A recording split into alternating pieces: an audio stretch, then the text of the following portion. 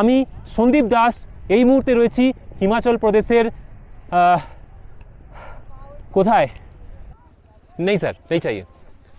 আপনারা অনেকেই ভাবছেন যে এটা ঠিক কোন জায়গায় রয়েছি আমি এই মুহূর্তে, তাই তো?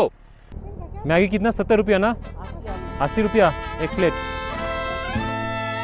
দেখুন দুখানা চমড়ি গাই এই মুহূর্তে যাচ্ছে সামনের দিকে। এটাও একটা অ্যাক্টিভিটি, অ্যাডভেঞ্চার অ্যাক্টিভিটির মধ্যে পড়ে। আমি এই মুহূর্তে রয়েছি 13,000 ফিট উচ্চতায় অবস্থিত পৃথিবীর অন্যতম সেরা সৌন্দর্যের জায়গাগুলির মধ্যে একটি, সেটা হচ্ছে হিমাচল প্রদেশের রোথাং পাসে। আর এই হচ্ছে রোথাং পাসের বর্তমান ভিউ এটা। আর দেখুন মে মাসের শেষে এসেও এখানে কতটা পরিমাণে বরফ জমে রয়েছে। তো এই হচ্ছে এখানকার বর্তমান ভিউ, মানে একদিকে পর্বত শৃঙ্গে বরফ জমে রয়েছে, আর দেখুন এদিকে দেখুন কিছু ঘোড়া রয়েছে। भैया सवारी कितना? 300 का। कितना दूर जाते हैं? आधा किलोमीटर जाता है। अच्छा,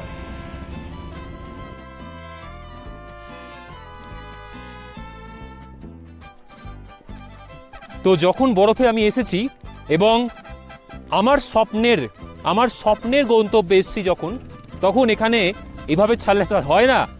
এই সুযোগ জানি না এরপরে কবে আসবে।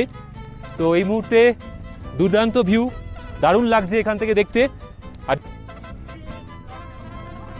भैया भैया ये राइड कितना, एक राइड कितना? 8,000 1,000। कितने दूर तक जाओगे?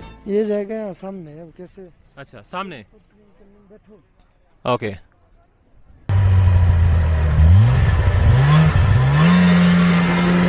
ফেব্রুয়ারি, মার্চ বা এপ্রিল মাস নয়, এটা একদম মে মাসের শেষে।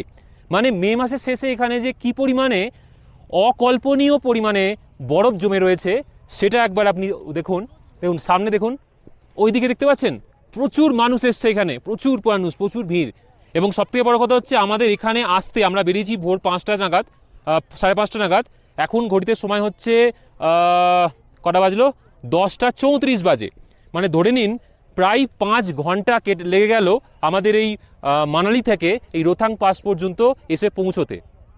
যেটা হয় মানে উত্তেজনার পারদ এই মুহূর্তে চরমে রয়েছে। এবং আপনারা আশা করি বুঝতেই পারছেন যে আমি এই মুহূর্তে ঠিক কতটা এক্সাইটেড এবং কতটা এই মুহূর্তে মানে কি বলবো, মানে ক্যামেরার সামনে সেটাও এখন এই মুহূর্তে